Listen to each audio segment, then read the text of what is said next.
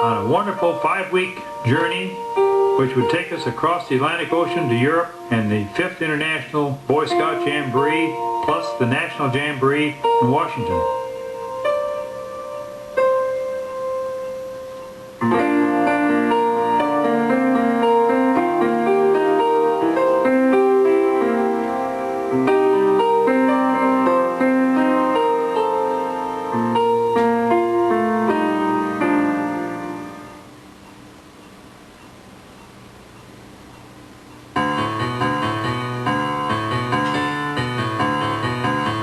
This is a scene in the St. Paul Union Station where our parents seeing us off. There's my aunt, my mother, and father there.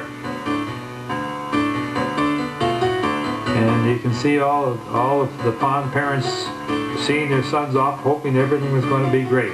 And it was.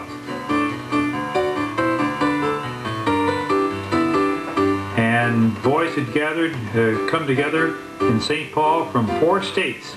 The 2 Dakotas, Montana, and Minnesota. And I believe there were something like 35 of us, plus about 5 leaders.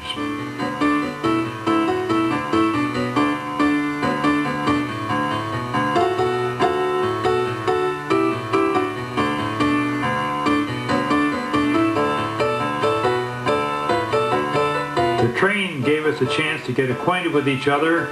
I don't remember this lad's name, but I think he was from one of the Dakotas, talking to the conductor.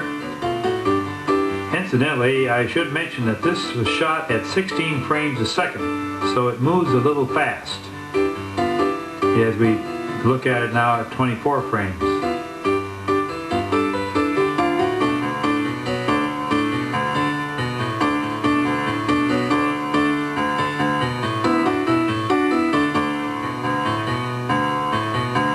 We were boys assembled from a number of states, so we all had to get acquainted. And the train trip was a marvelous place to do that.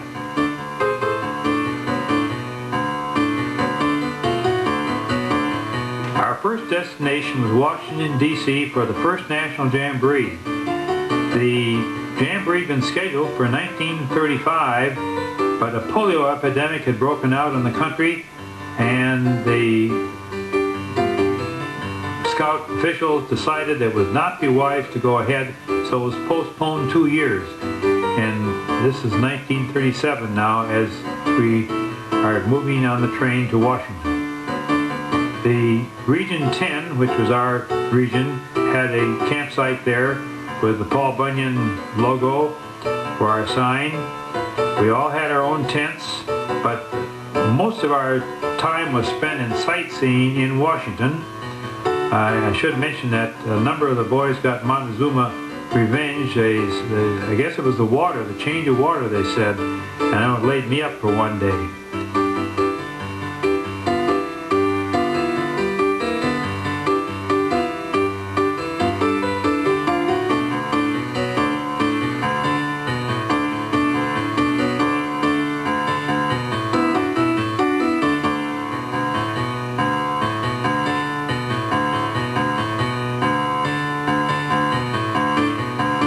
Washington, we went up to New York City for a long day and a night, and then boarded the Aquitania, which was the queen of the seas for the Cunard Steamship Company.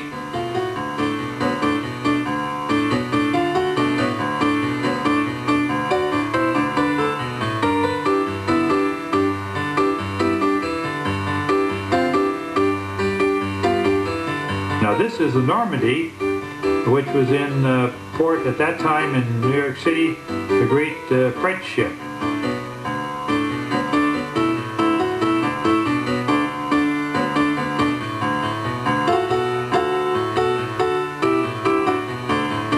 And of course, we had the thrill of seeing the Statue of Liberty as we left the New York port.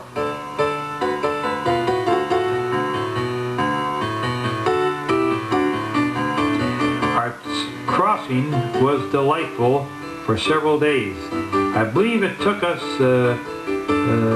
about 6 or 7 days, as I recall, 7 days probably.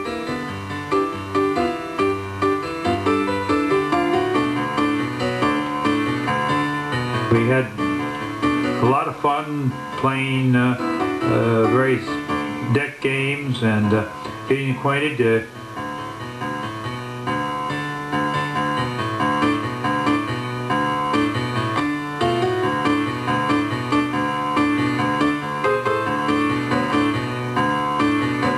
There were a number of scout troops on the ship, and some scout executives. Harold Pope, and there's the captain of the Cunard, of the Aquitania, and Harold Pope, the man there on the right just waving to us, was one of the National Scout executives who was on the ship.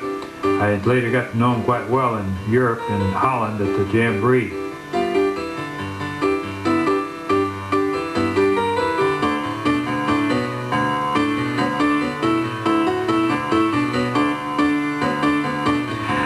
The last day or so, we ran into this very strong gale, and it was really something.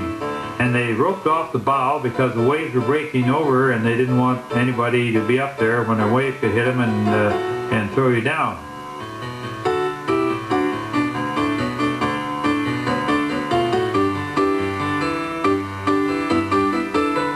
I talked someone in the crew to letting me go up the crow's nest, climb the mast and into the crow's nest, where I took these shots.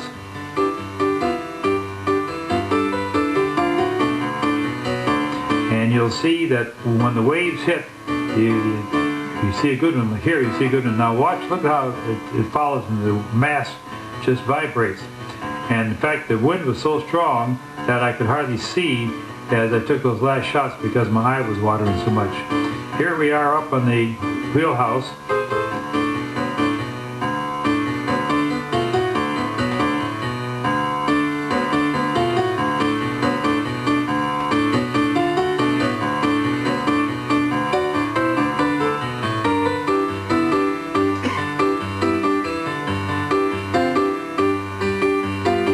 This is the Cunard Aquitania, which has 4 smokestacks. As I say, it was a fabulously big ship.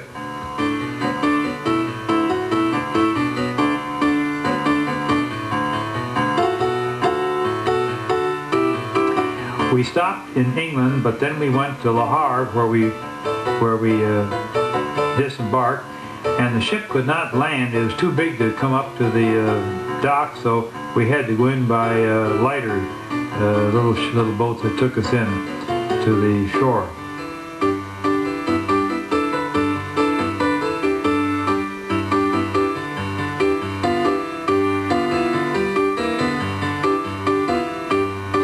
And here we are assembling in this railroad station, waiting for a train to go to Paris, which was our first destination.